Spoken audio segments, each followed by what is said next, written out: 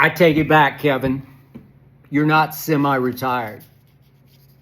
You just made me eat my words, and I love it because you just approved a trade to a real, live contender for next season.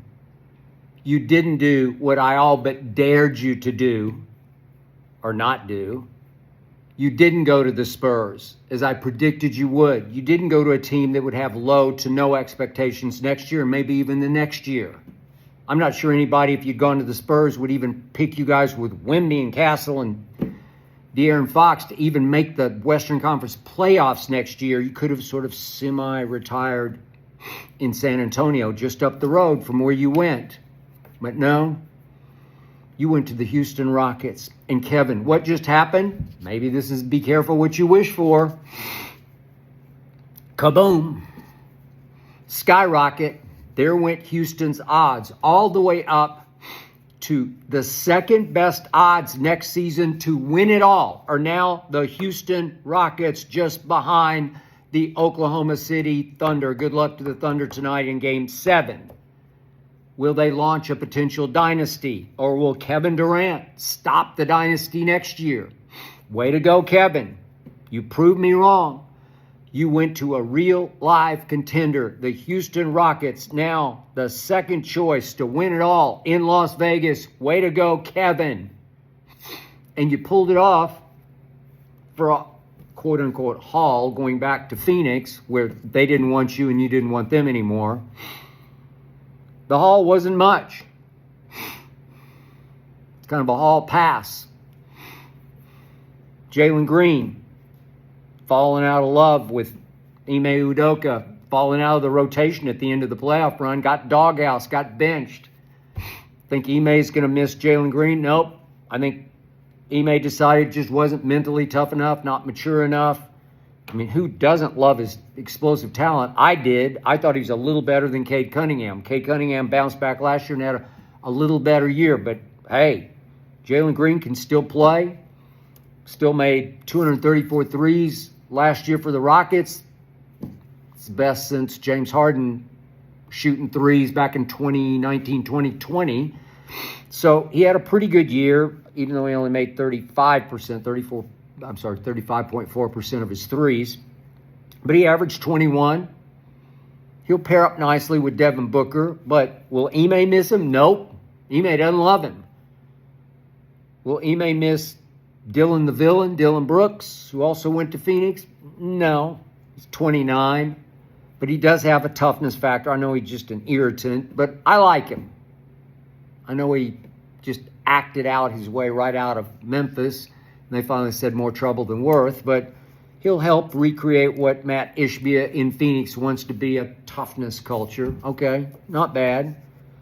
Then there's the first-round pick, mid-first round, 5 seconds. It's fun. Look, Kevin, your value had diminished some.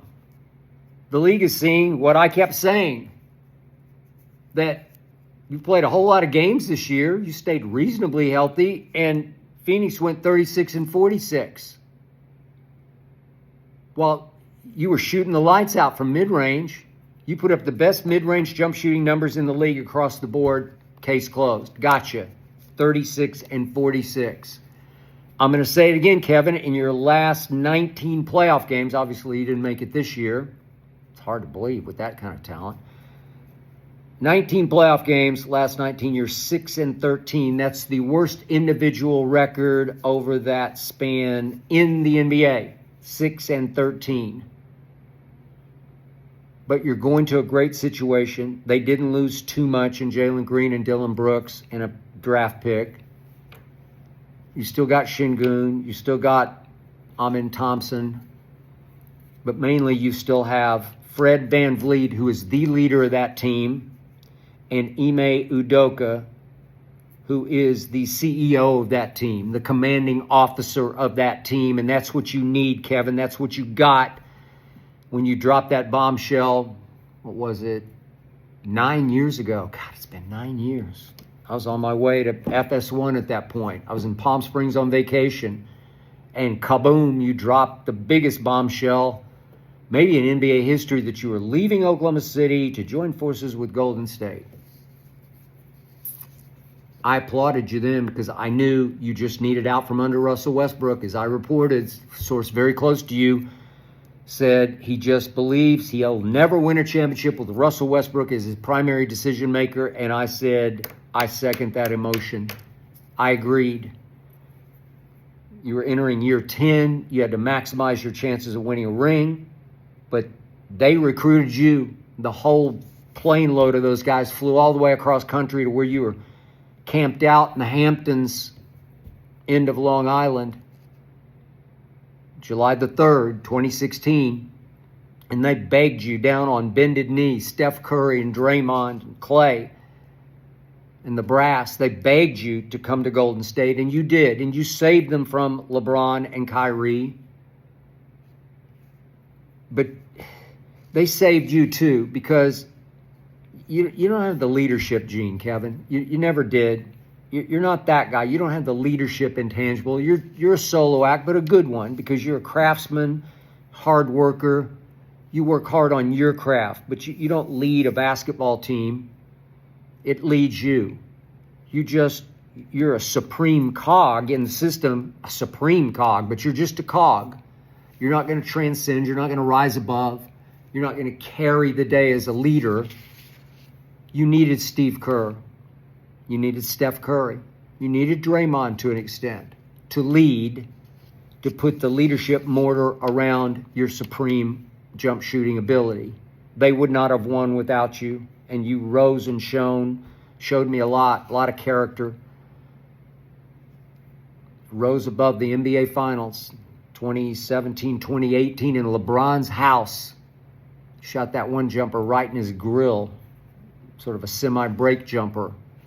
You were the MVP of back-to-back NBA Finals because of big game threes in LeBron's house. Way to go, Kevin. I was impressed. I think the NBA was slack-jawed, drop-jawed, mouths agape over how you rose above that Finals, because everybody's waiting for you to fall on your face after you joined the Golden State Warriors, left poor Russ behind. You had to leave him behind. Better take a sip of dew.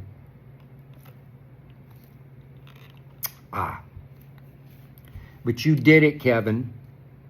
And now you have a chance to do it in a different way for a team that is not in the middle of being a dynasty. It's on the verge. It has the pieces. It has a head coach who really knows you, Kevin. He slapped the best game plan on you I've ever seen. That's when you were in Brooklyn that last go-round against the Boston Celtics, still the baby Celtics at that point, Ime coaching. And they just came after you, and they attacked you, and they intimidated you, and they played football with you. And they beat you up. And they took you out of everything that you did in your jump shooting comfort zone. They just muscled up on you. They got physical, and they just overwhelmed you with attack mode defense. Ime knows how your psyche works. He'll know how to prop it up. He'll know how to support it, because Ime did coach you, obviously, as an assistant coach in Brooklyn. Ime did coach you as an assistant coach with Team USA. Ime knows you. This will be great for you. Ime can be your commanding officer. He can be the overseer. He can set the tone. And the CEO on the floor, the quarterback, the orchestrator, the leader is Van Vliet. And he's tough. He's got big basketballs, does Fred Van Vliet. This is perfect for you, Kevin. The pressure won't fall all on your slender shoulders. They're strong shoulders, but they are slender. You are the Slim Reaper. I love this move, and I appreciate that you undertook this move, because all of a sudden the spotlight is back on you, Kevin. Everybody thinks you're a great leader. I don't know why, but you will be expected to lead the younger Houston Rockets to the championship next year. You will be the center of the NBA universe next year when it tips off again. Tonight's Game 7, and when the final horn sounds tonight, the clock starts ticking on you, Kevin Durant, the newest member of the Houston Rockets. You will play next year at 37, and you will be expected to carry the Rockets. Many will pick you to win the West next year. Kevin Durant and Şengün, Amen Thompson, Dan Vliet. I could go on. It's a good basketball team even without Jalen Green and Dylan Brooks. I honor you, Kevin. You asked for it. You got it. Way to go. Sorry for the Spurs. They certainly could have used you, but nobody would expect much from you as a San Antonio Spur. Everybody's going to expect the world from you, Kevin, as a Houston Rocket. I'm impressed. I'm surprised. I'm proud of you, Kevin. But you might want to be careful what you wish for.